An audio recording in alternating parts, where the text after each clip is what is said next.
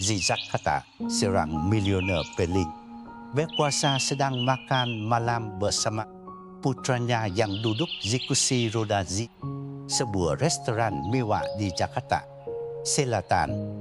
Ketika mereka dikejutkan oleh seorang gadis miskin yang melangkah mantap dan dengan ketenangan luar biasa berkata, "Beri aku makan dan aku akan menyembuhkan anakmu." Sang ayah tertawa sinis meremahkannya hingga sesuatu mustahil terjadi di depan matanya.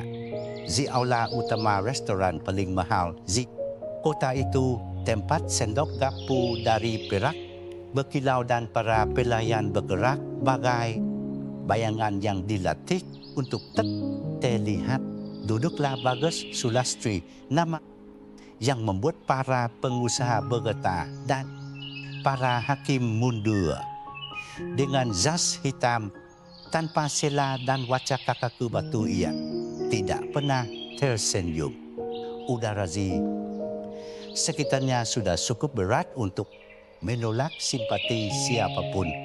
Di matanya ada sesuatu campuran kekuasaan mutlak dan kehampaan yang tak tergantikan. Di sampingnya duduk putranya yang berusia 9 tahun, Adi Sulastri, Kesil pendiam. Dengan tatapan penuh kebaikan, namun selalu menunggu sesuatu yang tak kunjung datang.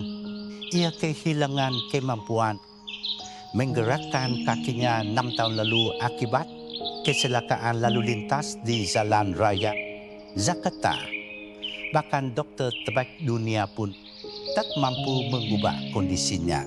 Bagus Sulastri melirik jam tangannya untuk ketiga kali dalam 6 menit.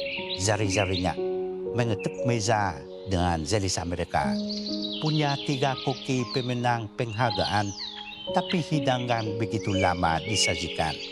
Seorang pelayan berorgasme meski sebenarnya tidak ada alasan. Makanan masih sesuai waktu, namun masalah tak pernah soal waktu, masalah selalu ada. Pada Bagus Sulastri, lelaki yang tidak pernah mentoleri kelambatan bahkan ketika dunia meminta kesabaran. Sebentar lagi, Tekuan ungkap pelayan gugup. Bagus Sulastri tak menjawab, hanya mengalihkan pandangan dan kesan lewat hidungnya. Adi Sulastri diam mengamati sambil memainkan jus dengan sedotan seolah sudah terbiasa. Seluruh restoran menjaga suasana hormat hampir seperti upacara bagi pria yang membeli saham seperti orang lain membeli roti. Namun hari itu terjadi sesuatu yang tak pernah diduga. Dari tangga Mamerzi, pintu masuk utama turunlah seorang gadis. Bajunya sederhana, rambut dikepang 2, mata hitam besar seperti malam tanpa bulan.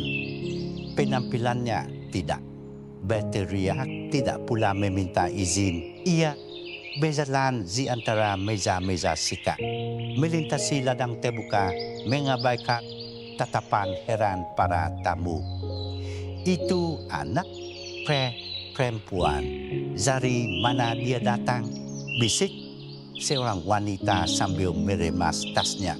Satpam, sesa seorang pria pada istrinya. Sementara pelayan ragu apakah harus menghentikannya atau pura-pura tidak melihat, tapi gadis itu tidak berhenti. Telapak kakinya yang telanjang nyaris tak bersuara di lantai elegan. Namun setiap langkahnya seolah menandai wilayah.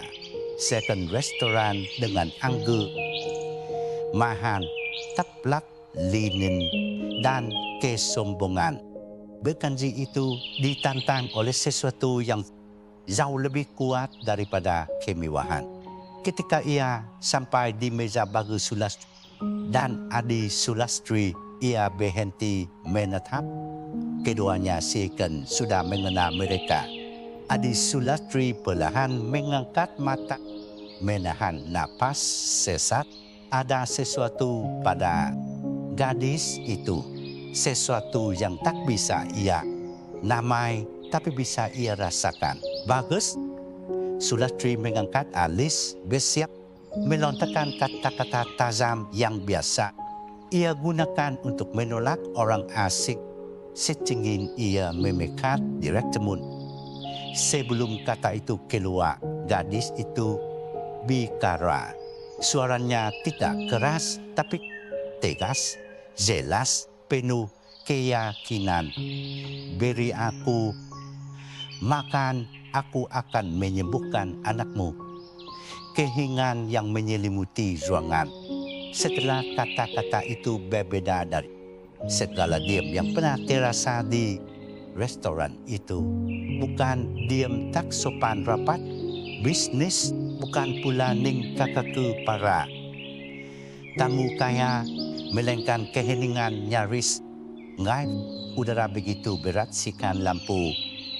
Kristan pun ragu, apakah pantas bersinar? Terlalu terang. Gadis itu masih berdiri di sana dengan tatapan tertuju pada bagu Sulastri. Seolah apa yang baru ia ungkapkan bukanlah sesuatu yang mustahil. Adi Sulastri tak berkedip, zi matanya terlalu banyak harapan untuk diabaikan. Namun bagus Sulastri merasakan darahnya mendidih. Ini pasti lelucon, gumamnya sambil bersandar di kursi dengan senyum sinis penuh rakun. Kau tahu apa yang kau katakan? Anak menyembuhkan anakku. Dengan apa? Telapak tangan kotor. Gadis itu tidak menjawab, tidak bergerak. Hanya menatap, membuatnya semakin marah. Apa kau fikir ini acara reality show? Kau kira lebih tahu daripada doktor terbaik dunia yang kubayar 6 tahun ini hanya supaya dia bisa melangkah sekali. Saja suaranya meninggi, tak lagi peduli. Pada tatapan sekitar, amarah sudah menelan kewarasan. Adi Sulastri pelan menarik tangan ayahnya. Ayah tolong dengarkan dia. Namun bagus Sulastri cepat menepis. Tidak, Adi, itu tipu daya. Ini cuma orang lain yang mencari keuntungan dari penderitaan kita dah mau menipu kita. Ia menampak meja. Keras-keras berteriak pada pelayan. Singkirkan sandiwara ini sekarang sebelum aku sendiri melemparkannya keluar. Pelayan membeku, tak tahu harus apa. Bagaimanapun, itu hanya seorang gadis kurus bertelanjang kaki dengan suara yang lebih tua dari usianya. Bahkan yang terbiasa melayani miliarder dan selebritas tidak tahu harus berbuat apa dalam situasi absurd ini. Namun, gadis itu kembali bicara. Aku tidak berbohong, katanya tenang. Kini menatap langsung Adi Sulastri. Bolehkah aku memberi sedikit bukti? Sebelum bagus Sulastri sempat mensegah, ia melangkah maju. Kakinya nyaris tak bersuara di lantai. Geraknya begitu lembut sikan mustahil. Ia berlutut di depan kursi roda dan meletakkan tangannya di kaki anak itu. Bukan sentuhan dokter, bukan pula doa seorang ustaz di masjid, melainkan sentuhan murni seseorang yang percaya pada apa yang ia lakukan. Adi Sulastri sedikit terkejut, menarik napas lebih dalam. Jemarinya menegang, namun tak ada yang spektakuler, tak ada cahaya, tak ada suara, hanya keanehan momen penuh harapan yang belum membuahkan hasil. Gadis itu dengan hormat menarik tangannya berdiri, melangkah mundur, lalu berkata singkat kadang butuh beberapa minit bagi Sulastri pun meledak. Kini tanpa rem, tanpa sopan, tanpa sisa wibawa. Itu saja, itu ciknya, teriaknya sambil berdiri. Mendadak, kau menyentuh kakinya dan mengira kami akan percaya begitu saja. Anakku masih lumpuh. Kau paham, dia tidak akan bisa berjalan hanya karena kau menaruh tanganmu di sana. Teriak Bagus Sulastri dengan kasar. Seluruh restoran membeku. Terdiam menyaksikan nada suara yang penuh hinaan. Segalanya begitu kejam. Gadis itu tidak menjawab, hanya menunduk lalu pergi tanpa berdebat, tanpa berlari melangkah. Dengan keyakinan tenang sikan tahu, tugasnya sudah selesai. Bahkan saat ia menjauh, terasa seolah ia meninggalkan sesuatu di belakang. Bagus Sulastri kembali duduk dengan napas terengah. Kedua tinjunya tergeletak di meja adik. Sulastri tidak berkata apa-apa, tapi matanya terus menatap pintu tempat gadis itu pergi. Ada cahaya baru di sana. Kilau seseorang yang merasakan sesuatu yang bahkan tubuhnya tak bisa jelaskan. Pelayan meletakkan hidangan di meja dan langsung menyesal tidak pura-pura tersandung di jalan. Suasana restoran yang tadinya dipenuhi bisikan halus dan musik lembut kini berubah menjadi hening mensekam. Hening yang hanya hadir setelah sesuatu yang keras tak perlu dan tak bisa ditarik kembali. Bagus Sulastri masih duduk tegang. Tinjunya terikat di atas taplak putih. Rahangnya kaku, pandangannya kosong. Dalam amarahnya tak ada kemenangan, hanya bayangan lelaki yang tahu meski tak mau mengakui bahwa ia sudah terlalu jauh. Di seberang meja, Adik Sulastri menggenggam garpu namun tak sanggup menyuapkan makanan ke mulut. Dadanya naik turun dengan irama berbeda. Seperti ada sesuatu yang terjadi dari dalam. Tiba-tiba ia meletakkan garpu, perlahan menurunkan tangannya ke pangkuan, menatap kakinya mengenit dan hampir berbisik, "Ayah, kakiku panas." Bagus Sulastri tidak langsung bereaksi, masih menatap kosong mencoba menahan badai yang ia ciptakan sendiri. "Ayah, kakiku panas," ulang Adik Sulastri dengan suara lirih di antara takut dan heran. Sang ayah menoleh perlahan, awalnya dengan ragu, lalu tampak ketakutan di matanya. "Apa maksudmu? Panas?" Adik Sulastri menyentuh lututnya dengan jari lalu menelan ludah. "Aku merasakannya, benar-benar merasakannya."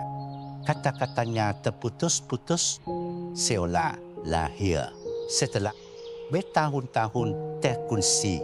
Bagus Sulastri terperanjat kondong ke depan menggenggam wajah putranya agak mengulang. "Katakan lagi, apa yang kau rasakan?" "Kesemutan, ayah. Kakiku kesemutan. Lemah, tapi aku benar-benar merasa sesuatu." Dunia seakan berhenti. Bagus Sulastri terundur seperti dipukul di perut. Semua kesombongan, ejekan, keyakinan bahwa itu penipuan runtuhnya oleh bisikan anaknya. Ia berdiri begitu cepat sampai kursi terjungkal parah. Pelayan terkejut, semua mata kembali menatap mereka. Namun kali ini ia tak peduli. Ia meraih jasnya melempar wang. Zi meja tanpa menghitung, lalu berlari keluar lewat pintu utama restoran, menabrak para tamu. Zi trotoar yang terpanggang terik matahari siang, matanya putus asa menyapu sekitar. Gadis, gadis, kau Zi mana? Teriaknya tanpa tahu nama. Ia berlari ke sudut jalan, menoleh kiri kanan menyeberang tanpa memedulikan lampu lalu lintas. Hampir Zi tabrak taksi. Kepalanya menoleh ke segala arah memanggil, memohon berlari ke alun-alun seberang. Ia mencari Zi bayangan tiap pohon namun tak ada tanda, tak ada gadis, tak ada sosok. Hanya gema suaranya sendiri yang memantul dari dinding-dinding Jakarta. Keringat menggugur di dahi Bagus Sulastri, tapi ia tidak berhenti. Jantungnya seakan tersangkut di tenggorokan. Tolong kembalilah, bisiknya tanpa kesombongan, tanpa kendali. Hanya seorang lelaki hancur di hadapan sesuatu yang tak mampu ia pahami. Yang paling menyakitkan bukan penyesalan karena mengusir gadis itu, melainkan kesadaran bahwa ia ada tepat di hadapannya dalam jangkauan tangannya, namun diperlakukan seperti sampah angkaman kegilaan. Dan kini Adi Sulastri berkata bahwa ia bisa merasakan kakinya setelah 6 tahun. 6 tahun panjang penuh lumpur. Saat Bagus Sulastri akhirnya kembali ke restoran, meja sudah kosong. Makanan dingin tak tersentuh. Adi Sulastri hanya menatap keluar jendela. Zi matanya menggenang air mata, tapi bukan air mata sedih. Dia sudah pergi, kan? Tanyanya tanpa mengalihkan pandangan dari jalan. Bagus Sulastri perlahan duduk kalah menutup wajah dengan tangan seakan ingin menghapus lelaki yang selama ini ia peran. Dia nyata, nak, dan aku tidak mampu melihatnya.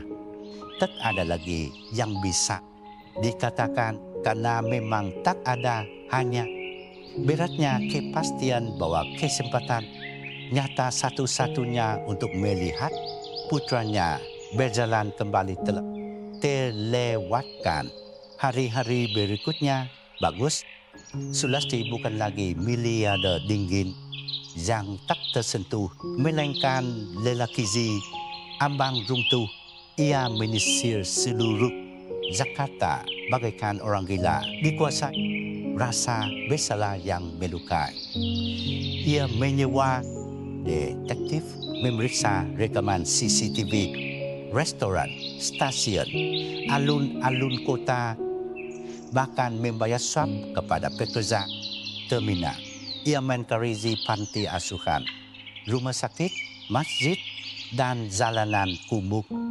Hampir tak tidur, nyaris tak makan. Teleponnya penuh teriakan histeris. Setiap panggilan membuat suaranya kian putus asa. Aku akan bayar berapapun, tapi temukan gadis itu. Usianya sekitar 10 tahun. Kulit sawo matang, rambut hitam, mata tajam. Periksa lagi. Karizi, jalanan.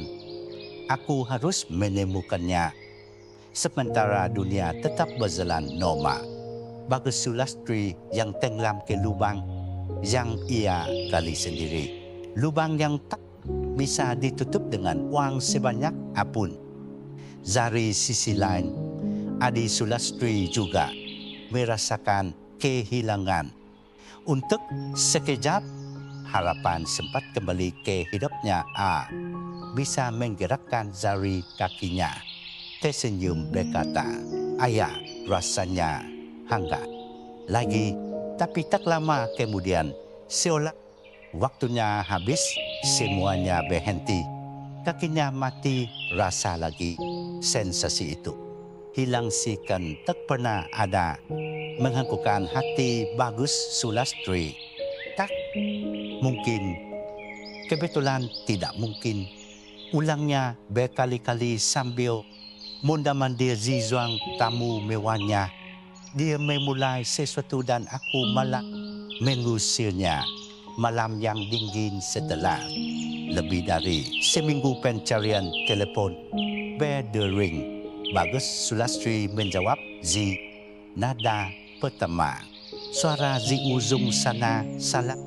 Satu orang yang ia sewa berkata, "Tuan Sulastri, kami menemukan seorang gadis. Sesuai ciri-ciri dia ada Z sebut. Panti asuhan Z Utara Kota bersama ibunya." Sebelum panggilan berakhir, kunci mobil sudah di tangannya. Wajahnya letik, mata cekung, jenggot tak terurus. Ia tak lagi tampak seperti penguasa menakutkan, melainkan seorang ayah yang memohon pengampunan. Panti asuhan itu sederhana, temboknya terkelupas, tangga beton dimakan waktu. Ia disebut penuh curiga. Tak ada yang mengerti mengapa pria dengan mobil mewah muncul malam-malam begini. Namun ia hanya menyebut nama ciri-ciri gadis itu. Lalu masuk, ia berjalan di lorong sempit penuh gambar anak-anak yang ditempel dengan selotip, mainan rusak, tika tipis di lantai bawah, desinfektan sama menutupi kelembapan.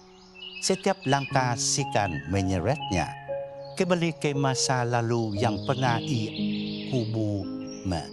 Saat salah satu pintu kamar terbuka, Bagus Sulastri berhenti.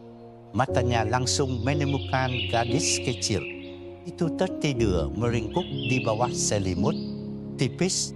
Itulah dia gadis yang menatap kesombongannya dengan tenang. Gadis yang menyentuh kaki putranya dengan keyakinan hening. Namun ketika pandangannya jatuh pada seorang wanita di samping gadis itu duduk dengan wajah letik dan tubuh kurus, tanah sikan hilang di bawah kakinya. Ia melangkah 2 langkah masuk, lalu terhenti kehilangan arah. "Tidak, ini tidak mungkin," bisiknya dengan suara bergetar. Wanita itu perlahan mengangkat wajahnya. Meski tahun-tahun panjang telah meninggalkan jejak lela, ia tetap mengenalnya. Sari Wibowo, ukap Bagus Sulastri seperti melihat hantu.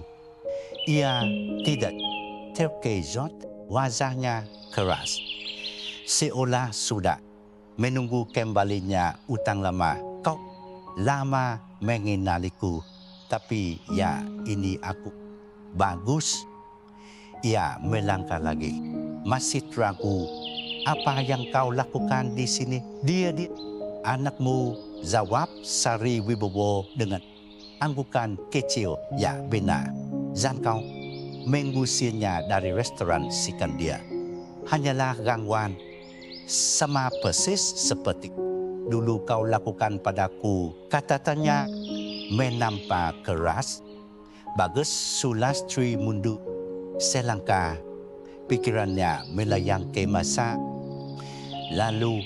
Sari Wibowo dulu bekerja dengannya, salah satu pegawai paling menjanjikan, kakap dan bertanggung jawab. Semua orang memujinya. Namun ketika ia hamil mulai sering terlambat, kadang absen, produktivitasnya menurun. Tanpa berfikir panjang, tanpa bertanya, tanpa belas kasih, Bagus Sulastri memekatnya. "Aku tidak tahu. Aku tidak tahu kau mengalami semua itu. Aku tidak tahu dia anakmu," gumamnya. "Tentu saja kau tidak tahu," jawabnya dingin, "karena Kau memang tidak pernah mau tahu keheningan menelan ruangan bagus. Sulastri menatap gadis yang tidur pulas, merasakan hatinya berat. Gadis yang ia hina ternyata putri dari wanita yang dulu ia buang. Dengan suara nyaris bergetar, ia berkata dia menyentuh putra dan untuk pertama kalinya setelah 6 tahun. Adi merasakan kakinya, lalu dia pergi. Tapi dia sudah memulai sesuatu. Sari dan aku harus mengerti. Sari Wibowo menyilangkan tangan, menarik napas panjang. Zuang untuk memaafkan belum ada, tapi pintu itu juga belum sepenuhnya tertutup. Bukan soal apakah kau ingin mengerti. Pertanyaannya, apakah kau siap mendengar hal-hal yang dulu tidak mau kau dengar? Ya, kumohon. Jawab bagus Sulastri putus asa Sari. Wibowo terdiam beberapa saat. Kata-kata tersangkut di tenggorokannya. Namun ketika menata putrinya yang tertidur, dadanya seolah akhirnya terbebas dari beban bertahun-tahun. Mau tahu apa yang terjadi setelah kau memekatku saat aku hamil tanpa mendengarkan penjelasan? Akan ku ceritakan. Hidupku berubah jadi medan perang. Aku tidak bisa menemukan pekerjaan di Manau. Tidak ada yang mau mempekerjakan perempuan yang siap melahirkan kapan saja. Suara Sari Wibowo bergetar. Sementara Bagus Sulastri menunduk ditelan campuran malu dan tak berdaya. Selama hamil aku tinggal di panti asuhan, tidur di atas tikar bambu yang dikepung tikus setiap malam. Aku melahirkan sendirian di rumah sakit umum daerah Jakarta, penuh sesak tanpa satu orang di sisiku. Setelah keluar, aku tak punya tujuan. Aku di jalanan, hanya aku dan bayi ini. Aku mencoba menyusuinya di udara dingin dan lapar. Dia tumbuk di trotoar, di panti asuhan, di antrian dapur umum. Aku melihat putriku batuk karena kedinginan tanpa selimut, pingsan karena lapar. Tangannya menyapu wajah, seakan ingin menghapus potongan film yang tak pernah ingin ia tonton. Semuanya berawal saat kau memutuskan aku tak berguna, hanya kan produktivitasku menurun. Tentu saja menurun. Aku sedang mengandung kehidupan, tapi bagimu ku hanya angka di laporan Ruzi. Bagus Sulastri bernapas berat, ingin membela diri, ingin memohon, tapi tak ada kata yang mampu melawan kebenaran itu. Dia tumbuh tanpa kamar, tanpa mainan tradisional, tanpa syukuran ulang tahun. Tapi sejak kecil, Ayu Wibowo memiliki sesuatu yang istimewa. Tatapan kehadiran sulit dijelaskan, tapi dia tahu kapan seseorang sedang membutuhkan. Dia mendekati orang yang tepat pada waktu. Yang tepat bukan untuk diperhatikan, tapi karena ia bisa melihat apa yang orang lain tak bisa. Sari Wibowo menata putrinya penuh kasih. Suatu hari dia melihat seorang pria duduk di trotoar sambil menangis. Dia berkata, ibu dia butuh bantuan. Dia sakit di dalam. Saat dia mendekat dan menyentuhnya, pria itu roboh menangis seperti anak kecil. Dia mengaku ingin bunuh diri, tapi tidak. Jadi karena ada seorang gadis kecil duduk di sampingnya dan berkata, kau masih orang baik. itu terjadi berkali-kali. Orang sedih, sakit, hancur, dia bisa merasakannya. Tak ada kata lain, Bagus Sulastri menatap gadis itu di hadapannya berdiri sesuatu yang suci. Pikirannya masih berusaha menerima bahwa anak kecil yang ditolak dunia ini bukan hanya menyelamatkan orang asing, tapi mungkin juga menyelamatkan nyawa putranya sendiri. Aku melihat bagaimana dia masuk restoran. Siken tahu, siken berjalan tepat ke tempat yang harus ia tuju. Bisik Sari Wibowo. Karena memang begitu hari itu. Dia bangun dan berkata, hari ini kita akan menemukan seseorang penting. Aku akan membantu dan dia hanya meminta sepiring makanan sebagai balasan. Tambah Bagus Sulastri dengan suara patah dia tidak meminta makanan sebagai bayaran. Dia hanya mengujimu. Dia ingin tahu siapa sebenar dirimu. Sari Wibowo berdiri menyilangkan tangan, menatap lurus ke matanya. Dan bahkan setelah semua ini tanpa tahu bahwa kaulah lelaki yang meninggalkan kami tanpa pegangan. Dia tetap memilih menolong putramu karena dia tidak menyimpan dendam. Dia punya tujuan dan kau punya kesempatan untuk melihatnya. Tapi kau malah singgusirnya sikan dia penipu. Bagus Sulastri melangkah maju dengan benjolan di tenggorokannya. Aku tahu apa yang kulakukan. Aku menghancurkan segalanya. Tapi aku ingin meminta satu kesempatan lagi. Bukan untuk melupakan masa lalu, tapi untuk memulai segalanya dari awal. Kata Bagus Sulastri dengan suara berat. Sari Wibowo masih menatap lurus tanpa menjawab. Tapi kali ini tatapannya tidak sekeras sebelumnya. Ada kelelahan lain di sana. Kelelahan seorang perempuan yang sudah terlalu lama berjuang dan dalam hatinya hanya ingin beristirahat. Ikutlah denganku. Ini bukan sedekah atau amal. Ini sesuatu yang memang kalian pantas dapatkan. Ini kewajibanku. Lanjutnya, keheningan setelah itu tidak lama. Ayu Wibowo yang baru saja terbangun menegakkan segalanya dalam diam. Ketika Bagus Sulastri selesai, ia hanya menoleh pada ibunya. Lalu kepadanya, kita bisa ikut bu, hanya itu yang ia ungkapkan, namun jauh lebih besar maknanya daripada kata pengampunan ampun. Malam perlahan menyelimuti rumah megah Bagus Sulastri.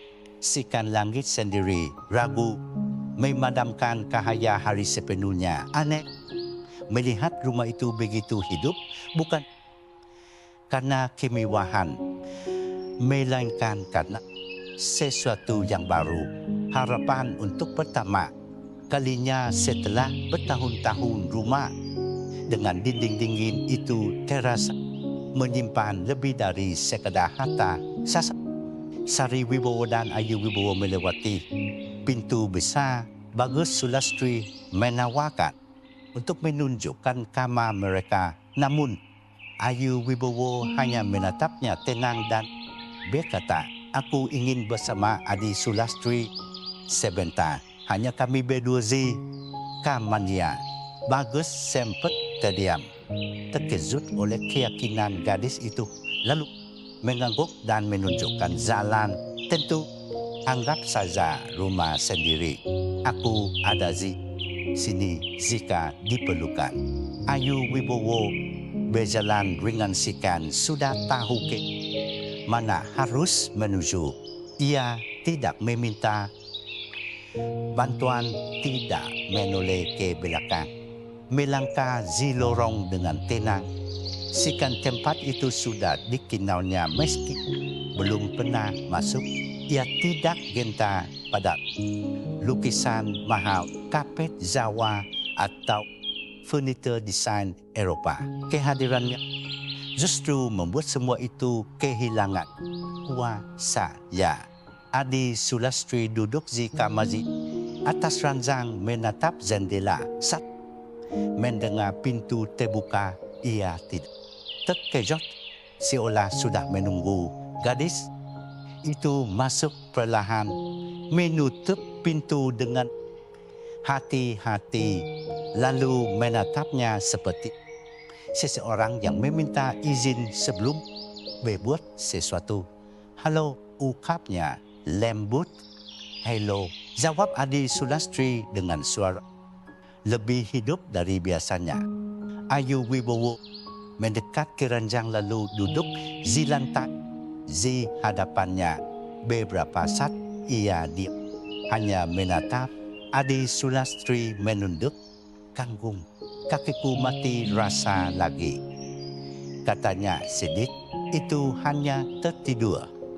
Kadang jiwa butuh waktu lebih lama untuk membangunkan segalanya dari dalam. Gadis itu menggenggam tangan mungilnya dengan ketegasan mengejutkan. Kau percaya padaku? Tanyanya. Adi Sulastri mengangguk sejak kau menatapku di restoran. Ia tersenyum lalu dengan ketenangan mutlak menaruh tangannya di atas lutut anak itu, menutup mata tanpa berkata sepatah kata. Kamar tetap hening. Di luar taman gelap diterangi cahaya bulan. Di dalam hanya terdengar napas mereka berdua. Lalu perlahan sesuatu berubah. Adi Sulastri membuka mata lebar-lebar. Sensasi itu datang sebagai hangat, ringan, lalu tekanan halus, lalu sesuatu mulai bergerak di dalam. Ini terjadi lagi, bisiknya dengan suara terputus. Ayu Wibowo tetap diam, sikan energinya mengalir lewat tangannya. Nafas Adi Sulastri memburu, jari-jarinya bergerak, otot betisnya bersyeta. Ia meraba kakinya si Ken memastikan dengan sentuhan apa yang ia rasakan. Aku merasakannya, kesemutan. Sekarang sangat kuat, ujar Adi Sulastri dengan suara terputus. Dengan susah payah ia menekan kakinya ke lantai. Pertama satu, lalu yang lain. Ranjang berdiri pelan. Ia bertumpu pada sandaran kursi. Matanya terbuka lebar. Tubuhnya gemetar. Ayu Wibowo menatapnya dengan tenang, penuh konsentrasi. Dan saat itu ia bangkit dengan kaki bergetar. Tubuh belum stabil, namun ia berdiri untuk pertama kalinya setelah 6 tahun. Aku berdiri, ulangnya seolah meyakinkan dirinya sendiri. Kau sedang terbangun dari dalam dan luar, ukap Ayu Wibowo dengan senyum lembut. Aku hanya mengingatkan tubuhmu bahwa ia masih ingat cara berjalan. Pintu terbuka perlahan. Bagus Sulastri Munkunzi ambang menunggu di luar untuk menghormati permintaan gadis itu. Namun ketika melihat putranya berdiri dengan tangan gemetar di udara seperti sedang belajar terbang, ia jatuh berlutut. Runtuhnya begitu kuat hingga tak ada teriakan, tak ada jerakan mendadak. Hanya air mata hening deras putus asa. Ia merangkap mendekat, memeluk kaki putranya, lalu tubuhnya, lalu wajahnya. Si Keken ingin merangkum setiap bagian dari keajaiban itu. Kau berjalan, ulangnya dengan kaget. Adi Sulastri menangis tapi tersenyum. Dia pahlawan super ayah. Dia membangunkanku dari dalam. Bagus Sulastri menoleh pada Ayu Wowo yang hanya duduk tenang menyaksikan tanpa kebanggaan, tanpa haus pujian, seperti seseorang yang tahu bahwa yang penting bukan dilihat tapi dibutuhkan. Zikama itu yang tak bisa ditembus dokter, terapis atau ilmuwan manapun. Gadis kecil itu melakukan sesuatu yang tak mampu dilakukan siapapun, tanpa tepuk tangan, tanpa saksi, hanya dengan keyakinan. Bagus Sulastri masih berlutut. Zinantesat Adi Sulastri dengan langkah pendek dan goyah justru membantunya berdiri. Kini sang anak menopang ayahnya bukan dengan tenaga fisik, melainkan dengan mukjizat yang ia bawa dalam kakinya dan di matanya. Lelaki itu menghapus matanya, bingung harus berkata apa, masih terkungkang oleh apa yang saksikan. Ia ingin berterima kasih, ingin meminta maaf, ingin melakukan segalanya sekaligus. Tapi Ayu Wibowo yang duduk di sudut ruangan hanya dia mengamati. Wajahnya tanpa euforia, tanpa kesombongan, tanpa naivitas kanak-kanak, tanpa rasa kemenangan, hanya ketenangan mendalam. Siakan baginya semua ini hanyalah awal. Beberapa jam kemudian, ruang tamu utama rumah Bagus Sulastri menuang dengan tangan bergetar. Sari Wibowo duduk di sofa bersama putrinya. Masih sulit percaya pada yang terjadi. Adi Sulastri berbaring di antara bantal, tersenyum dengan ketenangan seseorang yang telah menemukan kembali sesuatu yang dianggap hilang selamanya. Bagus Sulastri munda-mandir, merasa harus berbicara, harus berbuat sesuatu, menghentikan keheningan dengan gestur yang sepadan dengan kejadian luar biasa itu. Aku tidak tahu bagaimana membalasmu, katanya. Akhirnya kalian telah mengubah segalanya. Sungguh aku menghabiskan hidup mencoba mengendalikan dunia dengan uang, dengan pengaruh, dan dekat satu pun berhasil. Tapi kalian berdua melakukan hal yang mustahil, Sari. Wibowo mendengarkan, tapi matanya tetap tertuju pada Ayu Wibowo. Siakan tahu bahwa jawaban sesungguhnya hanya bisa datang dari putrinya. Aku tak hanya ingin berterima kasih, aku ingin bertindak. Aku akan memberi kalian segalanya. Rumah nyaman, keamanan, uang, pekerjaan yang layak untukmu, Sari, dan untukmu, Ayu, sekolah terbaik, kesempatan terbaik. Apapun yang bisa kulakukan akan kulakukan. Kalian layak mendapatkan seluruh dunia. Hening sesaat, lalu suara Ayu Wibowo terdengar manis tapi mengejutkan, tegas, bagai cahaya matahari yang menembus jendela. Kami akan menerima bantuanmu. Bagus Sulastri menghela napas lega, hampir tersenyum. Namun sebelum sempat, gadis itu melanjutkan, tapi itu tidak cukup.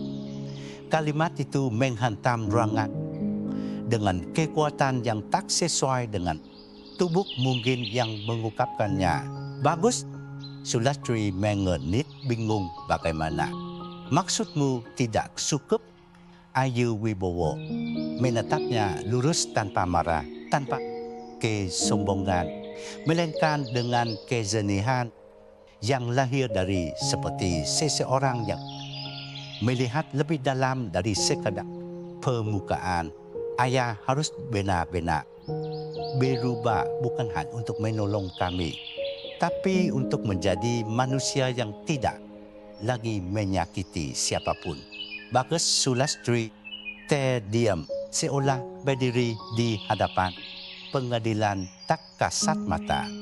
Adi Sulastri perlahan duduk memperhatikannya dengan saksama. Sari Wibowo juga memilih diam. Ayah punya segalanya, kekuasaan, suara, pengaruh. Tapi selama ini semua itu hanya dipakai untuk mempertahankan keadaan yang sudah ada. Itu sia-sia. Ayah harus mengajarkan anakmu arti kebaikan. Menunjukkan bahwa manusia bisa salah tapi bisa memperbaiki segalanya. Bahwa wang bisa menolong tapi hanya bila digunakan untuk mengangkat mereka yang jatuh, dan bahwa penyesalan tidak cukup hanya menjadi perasaan. Penyesalan harus diwujudkan dalam tindakan. Kata-kata itu sederhana tapi menusuk dalam. Bagus Sulastri merasa sesuatu dalam dirinya tersingkap, namun alih-alih membela diri, ia menunduk. Sebab itu memang bina. Sebab ia tahu dan mungkin jauh di lubuk hatinya inilah yang selalu ia butuhkan untuk didengar. Kau bina, ukapnya dengan suara patah. Untuk pertama kalinya dalam hidup ada yang berkata padaku seperti ini, mataku dan aku mengerti. Ayu Wibowo berdiri mendekat lalu menggenggam tangannya. Putramu sudah mulai berjalan. Sekarang giliranmu. Ia melepaskan genggaman itu dengan gerakan ringan, namun terasa seperti sebuah ikrar. Masa depan belum memiliki bentuk, tapi saat itu Bagus Sulastri sadar bahwa tidak cukup hanya memperbaiki masa kini. Sudah tiba waktunya menebus masa lalu dengan perbuatan dan mungkin menjadi sosok yang tidak lagi memerlukan untuk dikenang. Kata-kata Ayu Wibowo menggema zidal dirinya sebagai perintah sunyi yang tak terhindarkan. Ini bukan sekadar tentang kebaikan, tapi tentang menebus kesalahan. Dan untuk pertama kalinya ia melihat semuanya dengan kejelasan mutlak. Waktu untuk kata-kata berakhir. Yang harus mengikuti kini adalah tindakan nyata yang bisa menyentuh kehidupan lain. Kehidupan Sari Wibowo, Adi Sulastri, dan gadis kecil yang tidak meminta ampun sebagai balasan, tapi melihat di dalam dirinya manusia yang masih mampu berubah. Dalam hari-hari berikutnya, langkah awan Bagus Sulastri masih ragu-ragu tapi mantap memulainya dari perusahaannya sendiri. Tempat yang selama bertahun-tahun hanya dipenuhi ketegasan dan jarak, memanggil direktur-direktur, mengumpulkan departemen, meminta laporan tentang karyawan yang pernah dipecat dengan alasan meragukan. Ia membentuk komite internal untuk meninjau semua pemecatan selama 6 tahun terakhir. Aku ingin menemukan setiap orang yang pernah dirugikan secara tidak adil di sini dan aku ingin menatap mata mereka. Katanya berdiri di depan ruang penuh pun kak yang terkezot. Kabar itu menyebar. Gelombangnya terasa di setiap lorong. Karyawan yang dulu menundukkan kepala saat melihatnya kini menatap dengan rasa ingin tahu berkampu hormat. Tapi Bagus Sulastri tidak berhenti di situ. mengumpulkan keuntungan perusahaan. Selama puluhan tahun, meninjau ulang semua investasinya. Bagus Sulastri mulai memangkas segala kemewahan pribadinya, menyumbangkan miliaran rupiah kepada lembaga yang membantu para ibu tunggal, perempuan dalam kondisi rentan dan anak-anak di panti asuhan. Ia tidak mengumumkan akun di media sosial, tidak menyewa asensi. Ia hanya melakukannya diam-diam dengan tujuan yang jelas. Adi Sulastri sering menemaninya dalam banyak kegiatan itu. Mereka mulai bersama-sama mengunjungi panti asuhan, klinik, sekolah negeri. Buka itu kini sudah bisa berjalan meski masih sedikit goyah. Terus bertanya, banyak ia ingin tahu mengapa orang-orang itu berada di sana. Mengapa di beberapa tempat tidak ada ranjang? Mengapa ada anak-anak tanpa orang tua? Bagus Sulastri menjawab sebisanya dan ketika tidak tahu harus berkata apa, ia hanya mendengarkan. Itu adalah pertama kalinya dalam banyak tahun ia lebih banyak belajar daripada mengajar. Ayah, apakah kita akan terus melakukan ini? Tanya Adi Sulastri setelah kunjungan ke sebuah yayasan yang merawat anak-anak penyandang disabilitas. Bagus Sulastri menatapnya dengan mata yang berkakak-kakak. Sampai akhir hidup kita.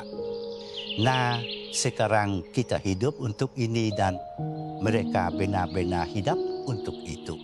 Bersama-sama mereka menciptakan program rehabilitasi anak dengan fisioterapi gratis, memperluas rumah singgah, dan Bagus Sulastri mulai memberikan beasiswa melalui perusahaannya sendiri. Ia bahkan menambahkan klausul dalam kontrak agar selalu ada lowongan khusus bagi para ibu yang memulai hidup baru. Ia menjadi orang yang berbeda. Lebih dari itu, ia menjadi orang yang seharusnya ia jadi sejak awal. Kadang di tengah rapat dengan tokoh masyarakat atau saat kunjungan ke proyek sosial, Bagus Sulastri memandang putranya dengan takjub dan teringat pada Ayu Wibowo. Gadis itu tidak pernah meminta ampun, tidak mencari tepuk tangan, berjalan di sisi ibunya, belajar dalam diam, mengamati dari jauh, namun kehadirannya terasa dalam setiap langkah perubahan. Sila metamorfosis itu dimulai darinya dan kini menyebar bagai lingkaran air yang tak terlihat tapi kuat. Minggu-minggu berlalu, orang-orang mulai menyadari perubahan itu. Jurnalis mulai menulis. Kolega bisnisnya banyak yang curiga. Sebagian mengkritik, sebagian mengejek. Tapi Bagus Sulastri tidak peduli. Untuk pertama kalinya, reputasinya tidak lagi bergantung pada angka, melainkan pada sesuatu yang jauh lebih berharga. Ia tidak mencari penebusan di mata publik. Ia mengejar dampak nyata dan menemukannya di setiap jabat tangan, di setiap rumah yang dibuka, di setiap tatapan dengan harapan yang kembali. Matahari bersinar terang ketika Bagus Sulastri memaki mobil di depan sebuah rumah satu lantai yang baru dekat dengan jendela lebar dan taman kecil berisi bunga yang baru ditanam.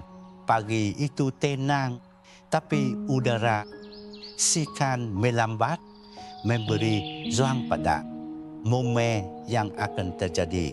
Di kursi belakang Ayu Wibowo dan Sari Wibowo menatap keluar jendela. Tidak tahu ke mana mereka dibawa. Adi Sulastri Z, kursi depan tersenyum lebar matanya, berkilau penuh harapan. Kita zimana ini, tanya Sari Wibowo dengan dahi berkerut. Bagus Sulastri keluar dari mobil, berjalan memutari sisi dan membuka pintu untuk mereka dengan sikap penuh hormat hampir seperti upacara. Aku ingin menunjukkan sesuatu, katanya. Ini milik kalian. Keduanya keluar dengan bingung dan berjalan berdampingan. Saat mereka tiba di gerbang, Bagus Sulastri menyerahkan sekat kunci kepada Sari Wibowo. Rumah ini dibuat khusus untuk kalian. Setiap setiap detail bukan sebagai amal, melainkan karena kalian pantas memulai hidup baru dengan cara yang menghormati perjalanan kalian. Mata Sari Wibowo membelalak. Sejenak ia kehilangan kata-kata. Sari Wibowo menyentuh dinding dan kayu pintu dengan tangan bergetar. Semua ini nyata. Benar-benar nyata. Ini untuk kami, bisiknya. Untuk kalian, jawab Bagus Sulastri lembut. Dan ini belum semua. Ia membuka pintu perlahan. Di dalam rumah itu hidup. Ruang tamu terang benderang dapur dengan keranjang berisi buah segar. 2 kamar tidur. Salah satunya di kat biru. Mudah dengan rak buku, mainan sederhana dan meja belajar di dekat jendela Z. Atas ranjang terlipat rapi seragam sekolah baru dengan nama Ayu Wibowo terbodi di saku. Dia akan bersekolah di manapun dia mau, sudah terdaftar. Bagus Sulastri lalu mengeluarkan sebuah amplop dari sakunya dan menyerahkannya kepada Sari Wibowo. Kamu punya pekerjaan, tetap bukan belas kasihan, melainkan karena kemampuanmu memang pantas dihargai. Perlahan ia membuka amplop itu. Sebuah kontrak jujur dengan gaji yang layak ada di dalamnya. Untuk pertama kalinya ia tidak perlu lagi memilih antara bertahan hidup atau merawat anaknya. Ayu Wibowo berjalan ke tengah ruangan, menatap sekeliling dengan tenang, lalu memandang Bagus Sulastri yang menunggunya dalam diam, berharap pada tanda apun sebuah senyum. Sepatah kata, ia mendekat perlahan, menatap lurus dan berkata, rumah ini indah, pekerjaan ini adil, sekolah ini luar biasa, tapi semua ini bukan yang terpenting, bukan. Bagus Sulastri tertegun. Maksudmu bagaimana? Bukan yang terpenting. Ayu Wibowo menggeleng. Yang terpenting adalah kamu berubah. Bukan hanya dalam hidup kami, tapi juga dalam hidup orang-orang lain yang bisa kamu sentuh. Kata-katanya jatuh sebagai beka tanpa tuduhan, tanpa celaan. Hanya penegasan tenang dari seseorang yang melihat benih tumbuh dan kini menyaksikan buahnya. Adi Sulastri mendekat, menggenggam tangan gadis itu dengan mata berkilau. Kamu seperti percikan api tahu menyalakan orang dari dalam. Ayu Ibu tersenyum. Kita hanya perlu mengingatkan orang siapa mereka sebelum mereka lupa. Bagus Sulastri menarik napas dalam, menatap langit lalu kembali pada gadis kecil yang telah mengguncang, menyembuhkan dan membebaskannya. Ia memeluk Sari Wibowo dengan hormat, lalu memeluk Ayu Wibowo dengan rasa syukur.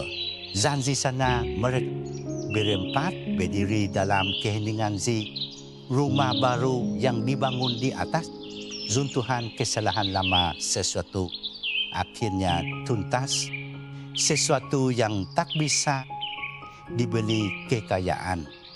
Itu adalah awan baru, pengakuan atas nilai sejati manusia, kerendahan hati dan iman. Dan semua bermula dari seorang gadis kecil yang hanya meminta sepiring nasi sebagai ganti sebuah keajaiban. Ya,